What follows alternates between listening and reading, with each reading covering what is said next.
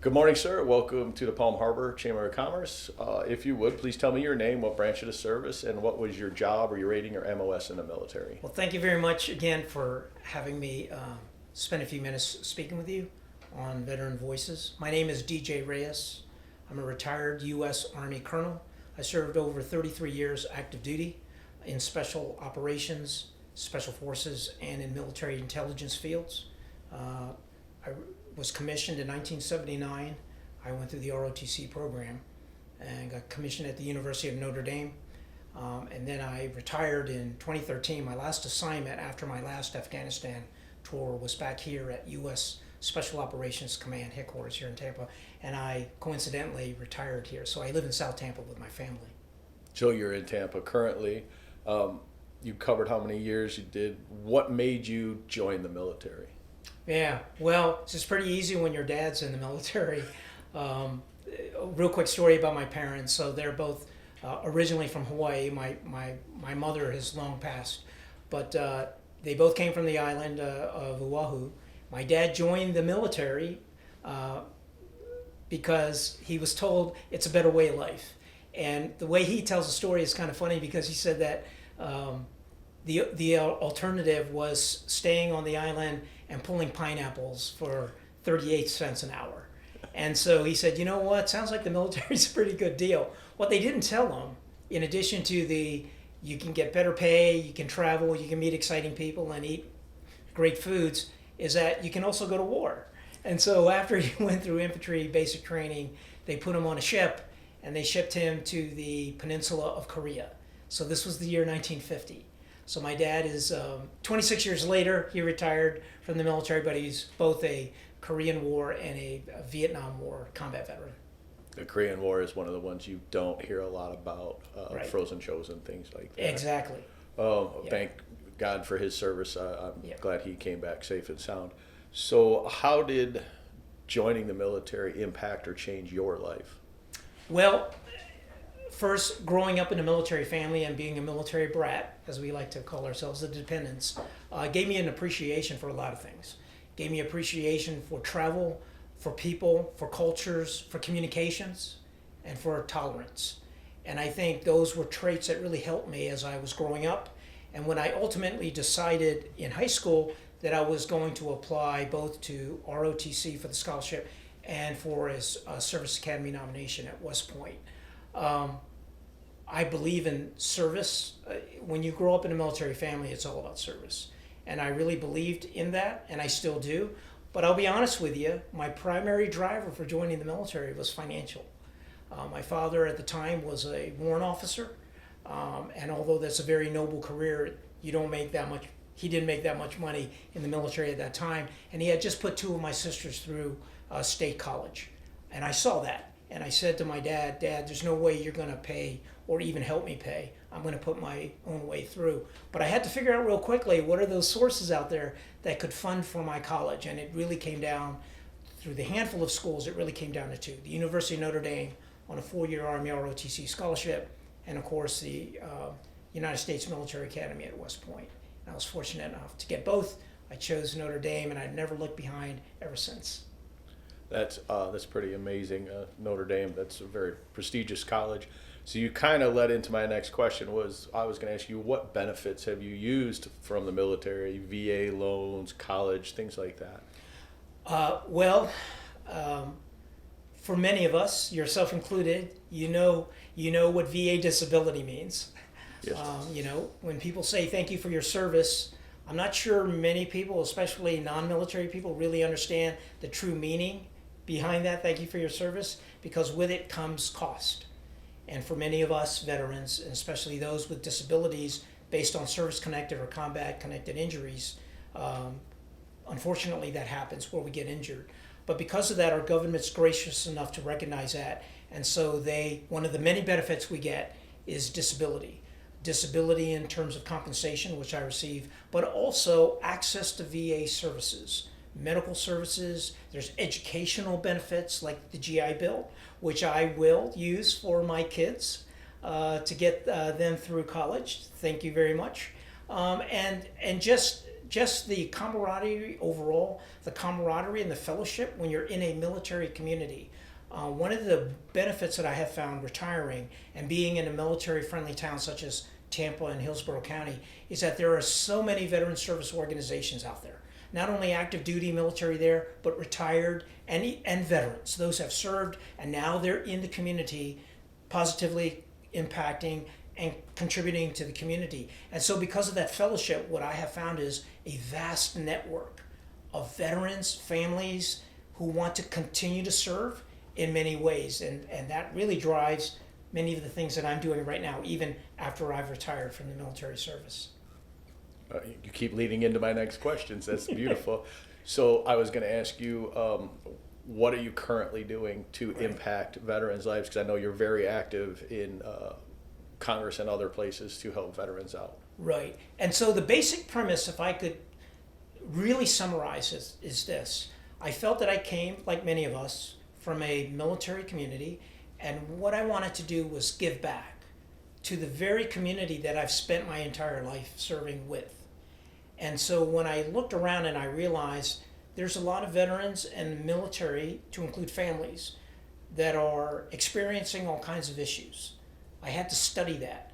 And there are 3 areas that I've actually focused in on and have actually expanded into other initiatives. But basically they fall into 3 categories. Number 1 is criminal justice involved veterans.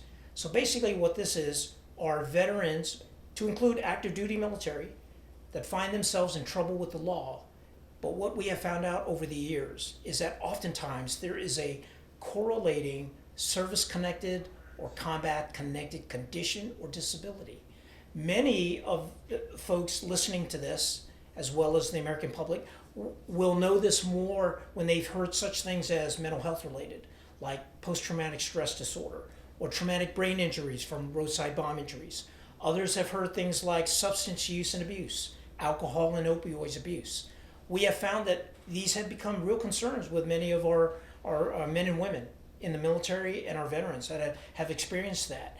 Many times they will use substances as a coping mechanism to deal with their associated mental health disorders or other stressors that they've experienced. So because of that, the end state is many of them resort to criminal behavior.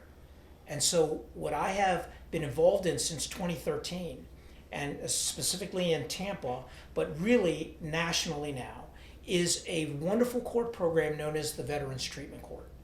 It is in a criminal court setting, but it is a problem-solving court which is focused on the identifying, the treating, the rehabilitation, and the reintegration of veterans back into their communities to get them well and whole again. The Veterans Treatment Court is also partnered with our local VA medical centers. And as you may know, there's over 173 VA medical centers throughout the United States. So the combination of a criminal justice system taking in veterans with criminal offenses, but associating it with a connected service or combat-connected disability or condition, and getting the VA to help, at least in Tampa, we are currently experiencing in our 13 years in existence a 90 to 92% success rate. What that means is 90 to 92% of the veterans who are eligible and admissible into our court, who go through our program, a very rigorous court program, and graduate, 90 to 92% graduate and never return. And we're very, very proud of that because we've not only helped heal and rehabilitate that veteran, but in doing so, we've done the same for his or her family, which is really, really important.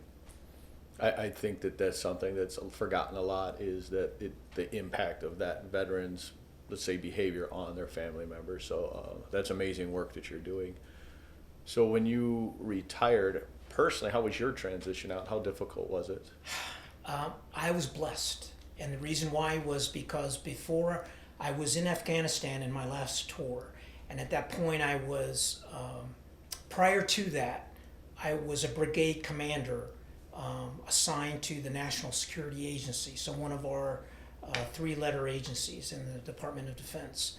So when I was getting ready to retire, the director of the NSA asked me if I would consider staying in government service as a senior advisor for the NSA to the commander of the U.S. Special Operations Command.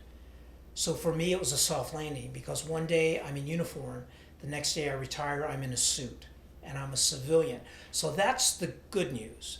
But let me really get to what you're really talking about, the transition. It was difficult. Despite on the surface it looked like I had everything going for me. I had a soft landing into a great senior level job in the government. I'm in the same building and I see the same people and I live in that community. There was something missing and I was struggling, and my wife and I would talk about it, and she even told me this. She said, you know, DJ, I've actually seen you, as perverse as this sounds, I've actually seen you happier when you were deployed and coming home than you are right now. So I had to do a lot of soul searching, and I think this is what it was. And this ties into the Veterans Treatment Court and the work that we do in the Veterans Treatment Court. And that is, I felt that I lost a sense of my tribe. Although I was there supporting the warfighters, I was no longer at the tip of the spear. I was at the handle of the spear. I was a civilian. Nothing wrong with being a civilian. But I wasn't at the pointed end. I've always felt a purpose and a mission in life, because everything in our job, in the military, no matter what service you're in, it's always about the mission. And it's always about getting the job done. Now I found myself not at that tip anymore, and I had to readjust, but I was having a difficult time. And I did not have that camaraderie anymore. I wasn't a commander anymore where I was leading troops. I didn't have people relying on me anymore. My phone did not ring in the middle of the night. I was going on vacation and I wasn't disturbed. I didn't lose leave anymore. That was a difficult time, and it was because, and I give all credit to me finding out about the Veterans Treatment Court, that saved me. And I've since invested all my effort into that, and I've helped build a team of mentors like me, fellow retired officers, non-commissioned officers, and veterans who have all assembled together for one reason and one reason only. We got to get our veterans off the battlefield, because the battlefield used to be the sands of the Middle East or parts unknown. The battlefield now is in our neighborhoods. The battlefield is on our streets. The battlefield and the enemy is within the veterans themselves. It's a horrible enemy that they're fighting. Mental health, substance use, domestic violence, military sexual trauma. That's the enemy we're fighting now. And I am happy to report to you, veteran treatment courts across the nation and volunteer mentors are fighting that fight each and every day to save our men and women and get them off the battlefield. I think looking at what you're talking about, it's kind of like heroes helping heroes. You know, it's very difficult for door kickers to hang up their gun belts, and to find a program like that to be able to help other vets as well as help yourself, I think is phenomenally important, very impressive. So if you had a young person sitting in the chair like me across from you, would you give them advice and tell them to join the military or not? I absolutely would. And just to let you know, I have triplets, and they're 17-year-olds right now, and I don't pressure my kids, but they know how I feel about the military service. And if any one of them said to me, Dad, I want to serve, or I want to enlist, or I want to get commissioned or go for a scholarship, I would help them. And here's why. There is no nobler service than service to your nation. I really, really believe that in my heart of hearts. And if we do not grow our next generation of patriots, then we will die as a nation. Without getting politically partisan or getting into any kind of politics, I really believe that. Above the fray, above all else, we have to have a strong defense. It's explicit within our Constitution, in our way of life, and the philosophy of our founding fathers. At the end of the day, I think back to the many times I was deployed, and I would tell my soldiers, look around you, look to your left, look to your right. We all look different. We're white, we're black, we're brown, we're Asian, we're Native Americans, we're formerly from another country, we've become citizens. It doesn't matter, because there's one color that we all have in common that we don't ever want to see, and that's the color red. And when you talk in terms like that to your men and your women, They have a new sense found of purpose and mission. I got to be good at my job. I got to make sure I can cover the 6 of my buddy to my left and my right. And that's it. And I just believe we as a nation, we need to get back to that again. We need that's a good thing. We need to wrap our arms around it. And so these kind of programs where we have patriots, veterans, military, that are, even after they leave service, they continue to volunteer to do service, okay, whether for the nation or in their local communities, as we're doing in the Veterans Treatment Court. It's all part of selfless service, a fundamental value that I believe is it's a strength of our nation. But I believe we have to keep feeding it. We have to keep nurturing it, because if you don't, there's adverse forces out there that will continue to chip away at that. And we don't want that to happen. I completely understand what you're talking about. We definitely do need to breed the next generation of warriors versus worriers. So in your time in the military, I know you have done a lot of phenomenal things. Do you have a story you would like to share with us today? I know it's going to put you on the spot, because I'm sure there's many running through your mind right now. Well, there's one. So there's a lot. One in particular, we used to do a lot of operations, as most of all the units that were in the Middle East. And this one was in OIF, so Operation Iraqi Freedom. I was in the invasion force at the time. I was the division intelligence officer for the 101st Airborne Division. Our division commander was General Dave Petraeus. We were part of the initial force, and I remember that as we did the initial push, then we finally made our way to Baghdad and linked up with the Marines from the east and the 82nd Airborne, and the 4th Infantry Division was behind us. We were thinking, wow, we accomplished the mission. We secured Baghdad, we're going home. And that was not to be. We were told, nope, you're going to go all the way up north in Nineveh province, with the second largest city known as Mosul, and all of that area you're going to secure. It was later to become known as Security and Stability Operations. We did a lot of operations, and the best way to describe it is, during the day, we're building schools, we're helping the political system re-stand up, we're rebuilding infrastructure, we're educating the children, we're kicking soccer balls, and we're feeding people. At nighttime, we were doing what's known as HVT operations, high value target operations. General McChrystal years later called it F3, find, fix, finish.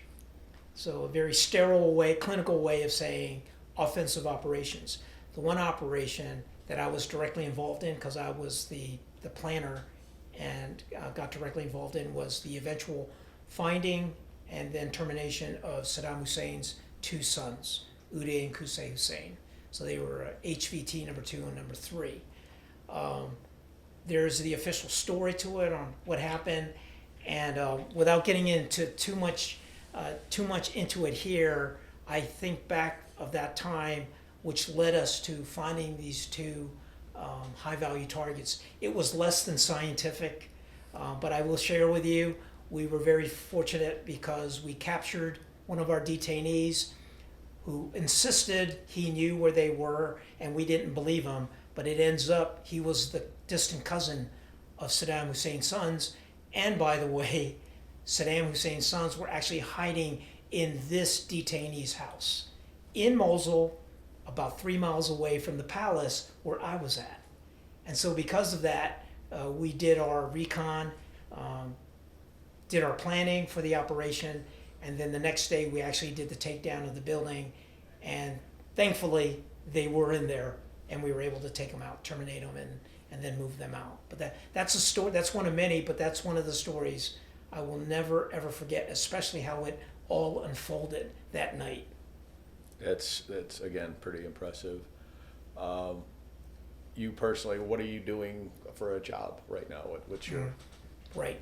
So I thought I was going to just retire and do community service, but through the grace of God and through the community service that I've done, employment opportunities present themselves, supporting the very things that I focus on veteran needs, and that is 2 areas, one in veteran housing and one in veteran healthcare. So if I may explain this in more detail, for veteran housing, because that's a big issue with low-cost affordable housing.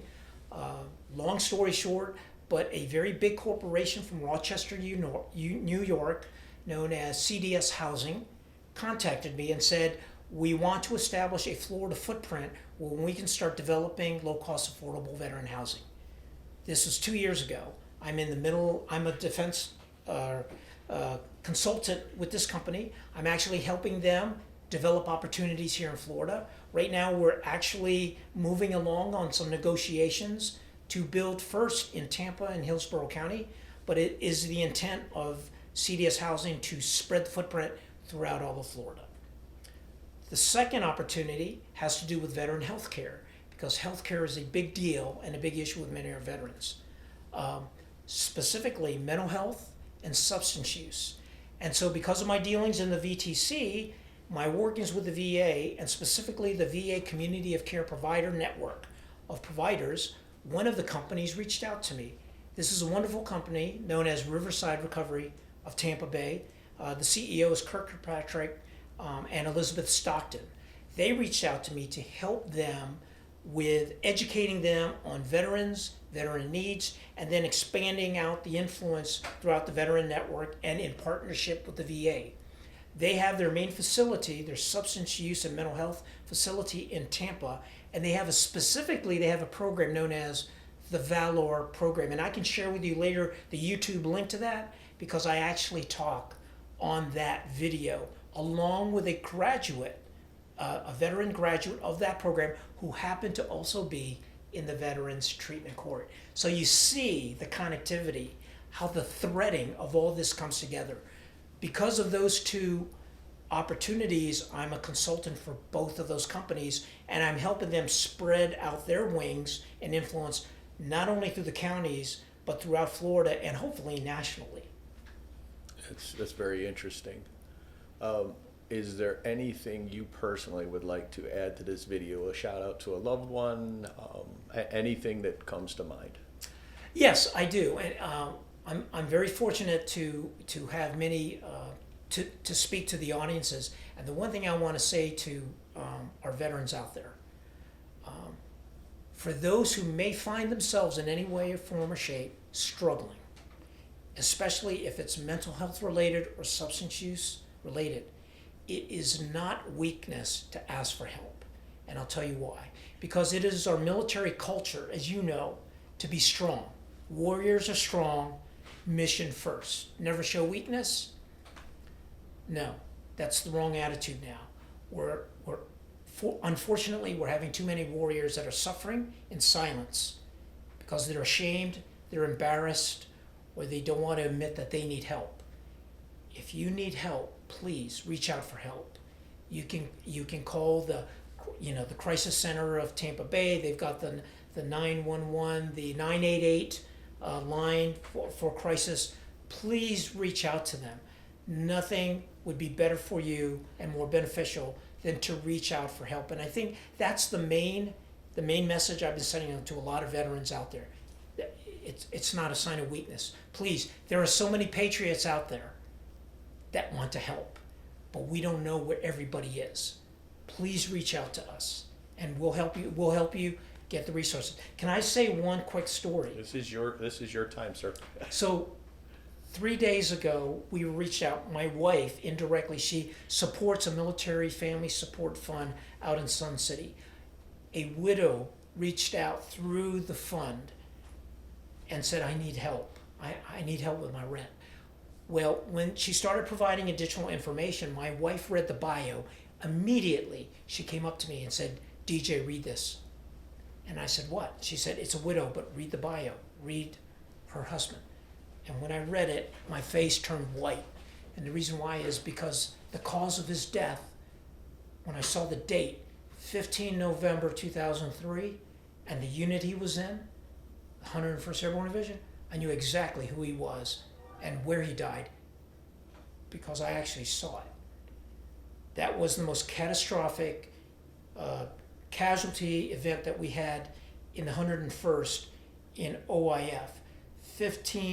17 soldiers lost their lives in a mid-air collision of two Black Hawks over the city of Mosul during a combat operation. I was in the TOC, in the Tactical Operations Center, watching it on my computer through overhead, and I was watching when it happened, when they hit, and one crashed on a building, the other one crashed to the ground. The next 4 hours was absolute chaos.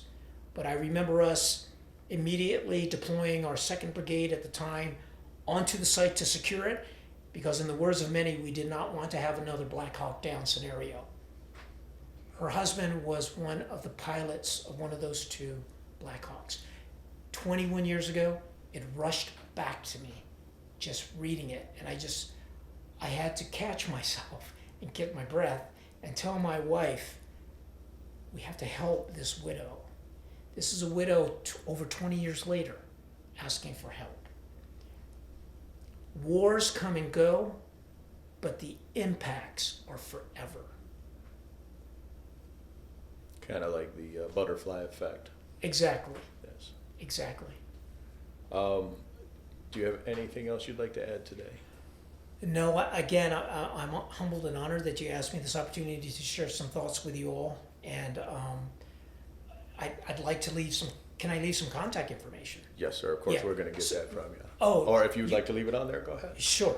So I have a couple websites. If for the veterans out there who are interested and intrigued about, hey, what's this Veterans Treatment Court about, and how could I be a mentor? How could I volunteer as a volunteer to support? You can reach out to me. I have a website for that. It's www.hillsborough-county-mentors, one word, .org. That goes right to my our county website with the mentors. You'll see a public service announcement video which explains the program. There's a drop-down menu. If you write on there, it comes straight to me. You don't have to be from Hillsborough County.